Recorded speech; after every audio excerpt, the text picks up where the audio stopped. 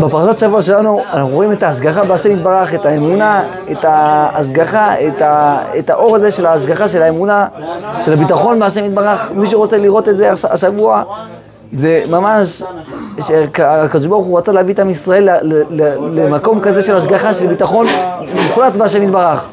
שאין שום דבר, שאין שום טבע, שאין שום דבר, רק הקדוש ברוך הוא מנהיג את העולם ומשגיח, הכל בהשגחה, הכל מונהג בהשגחה פרטית.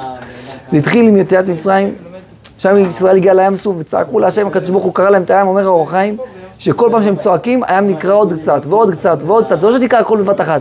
הקדוש ברוך הוא רצה להראות להם את ההשגחה. ושואל האור החיים, למה הוא לא הכניס אותם מיד לארץ ישראל? הוא צריך לעשות להם סיבובים, ויעשה אלוקים דרך ארץ פלישתים. הוא אומר, כדי שרוצים להגיע לארץ ישראל, לאמונה, רוצים להגיע למתן תורה, זה רק עם ההשגחה, רק עם האמונה הזאת, רק ככה אפשר לקבל את התורה הקדושה. כמו שרואים במן גם כן היה את אותו דבר, שכל אחד, המרבה והממעיט, כל אחד כמה שהוא לקח, אחד לקח קצת, אחד לקח הרבה, כמה שהוא היה צריך הוא קיבל, כמה שהיה צריך לבית היה לו, נשאר לו. אפילו שהוא לקח הרבה, נשאר לו רק קצת, וכאלה שהתורה אומרת לא להשאיר למחרת, וחלק מי שהשאיר נהיה לו תולעים באוכל. רואים שהכל בהשגחה פרטית, הכל מה שהבן אדם עושה, אפילו יעשה השתדלות בפרנסה, רק מה שהוא צריך לעשות בפרנסה, אפילו יעשה יותר מדי ורק יפסיד. מה שהוא צריך לעשות, זה ההשתדלות שלו, ואם הוא עושה יותר מדי, אז רק יפסיד אותו. ועם ישראל כשיצאו ממצרים, הם הוציאו מצות איתם, וכתוב, כה אמר השם לכת אחריי בארץ הזרועה,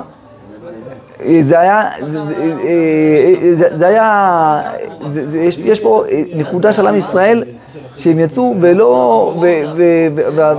והלכו למדבר בלי לקחת צידה איתם, רק משהו קטן, רק את המצות, וזה הספיק להם 61 ארוחות.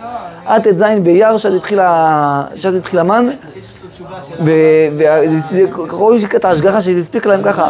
גם רואים אחר כך שירמיהו הנביא אמר להם, בדור שלו, למה אתם לא עוסקים בתורה? אז אמרו שהם עוסקים בפרנסה והם צריכים ואם הם יעסקו בתורה, הם לא יוכלו, לא יהיה להם מה לאכול, לא יהיה להם מה לעשות. הוציא להם ירמיהו, צמצם את המן, שכתוב, שהקדוש ברוך הוא אמר לשמור את זה לדורותיכם. הוציא להם, צמצם את המן, אמר להם, ראו, ממה התפרנסו אבותיכם? רואים פה את ההשגחה, שבן אדם יכול לעסוק בתורה הקדושה. ולעשות בעבודת השם, וללמוד ולהתפלל ולעבוד השם, הקדוש ברוך הוא יזון אותו ויפרנס אותו ולא ידאג לו שום דבר. השם עמכם.